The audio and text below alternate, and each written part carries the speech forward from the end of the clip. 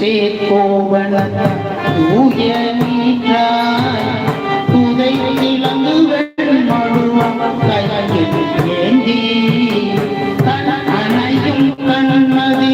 பாம்பும் நீரும் தலைமுடி மேல் வைத்துகந்த கண்மதானே அண்ண நடைமடவா